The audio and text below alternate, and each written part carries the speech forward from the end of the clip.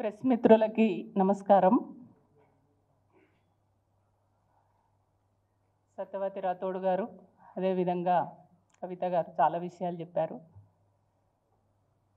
కొండా సురేఖ గారికి అంటే ఆమె కడికి వచ్చేసరికి నేను ఆడే మనిషిని, నాకు ఇట్లా జరిగిందని ఇప్పుడు గుర్తొచ్చినట్టుంది. ఆమె ఏడుస్తుంటే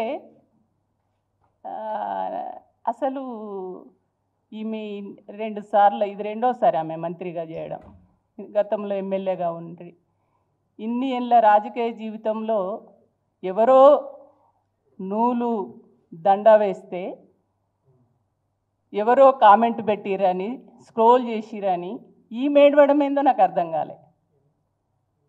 నువ్వు ఆడమనిషిగా, ఒక రాజకీయ నాయకురాలిగా, ఒక ప్రజలకు సేవ చేసే మనిషిగా, ఒక ఉన్నతమైనటువంటి స్థానములు ఉన్నటువంటి మనిషిగా వాళ్ళు ఎవరు అయితే స్క్రోల్ చేసిరో ఆ స్క్రోల్ చేసిన వాళ్ళను నీ ప్రభుత్వమే కదా ఎందుకు చేసిరని అడగాలి.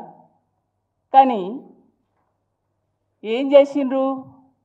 ఈ స్క్రోలు చేయడానికి, నా మీద కామెంట్ పెట్టడానికి కారకులు బీఆర్ఎస్ పార్టీ, అది కేటీఆర్ గారు అని నువ్వు ఆఫీస్ మీదకి దాడి చేయడానికి పంపిస్తావా నీ మనుషుల్ని?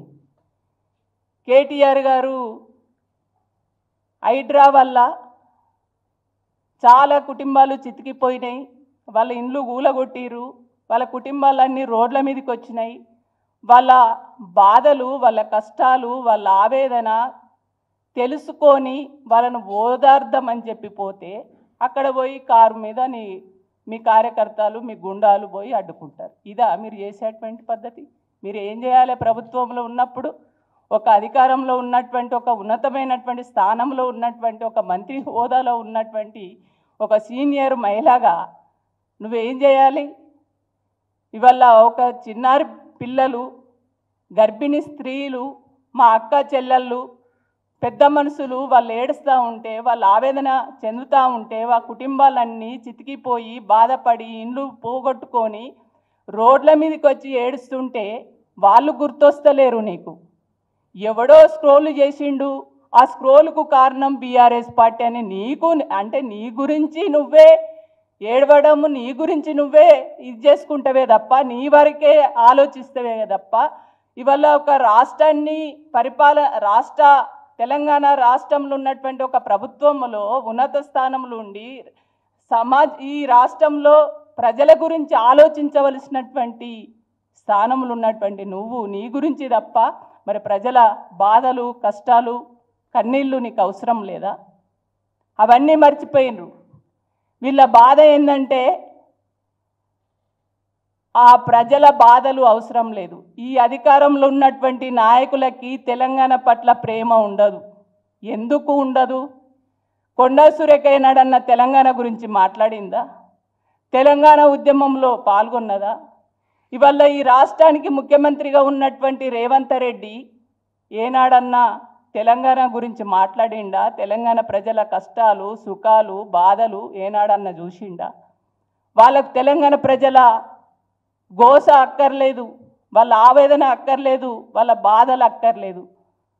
ఇవాళ తెలంగాణలో, ఇవాళ హైదరాబాదు నడిబొడ్డులో ఉన్నటువంటి మూసిలో పోతున్నటువంటి ఇండ్లు ఏవైతే కూలగొట్టిరో ఆ ప్రజలు వేలాది కుటుంబాలు రోడ్ల మీదకి వచ్చి బాధపడుతుంటే ఆ కుటుంబాలను పరామర్శించవలసింది పోయి, ఓదార్చవలసింది పోయి, అదే మేము ఉన్నామనేటువంటి ఒక భరోసాని ఇవ్వవలసింది పోయి, అవన్నీ పక్కకు పెట్టి చిన్న విషయాల్ని పట్టుకొని ఒక రాద్దంతం చేసి ఇవాళ కేటీఆర్ పైన నేను అడుగుతున్నాను కొండా సురేఖ గారిని, కొండా సురేఖ గారు మీరేనా ఆడోళ్ళు?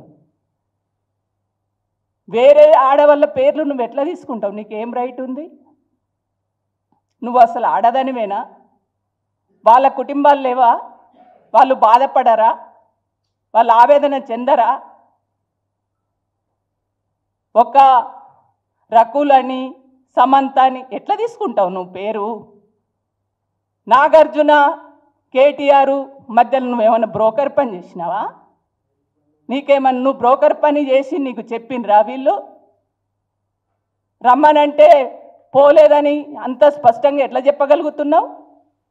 అంటే కావాలని తప్పుడు ఆరోపణలు.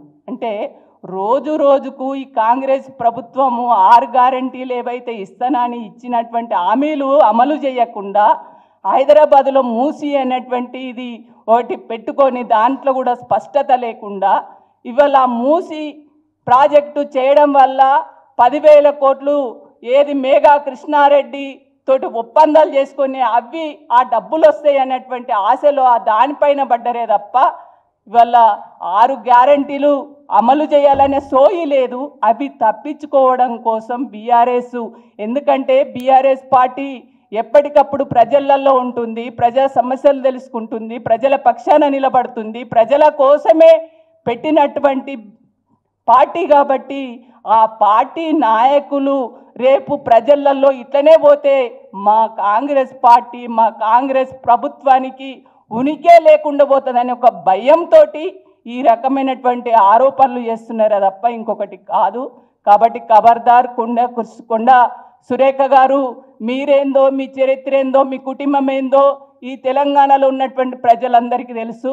నీ కన్నీళ్ళు, నువ్వు ఏడుపుడు, నీ మాటలు ఇవన్నీ కూడా తెలంగాణ ప్రజలకు కొత్త కాదు.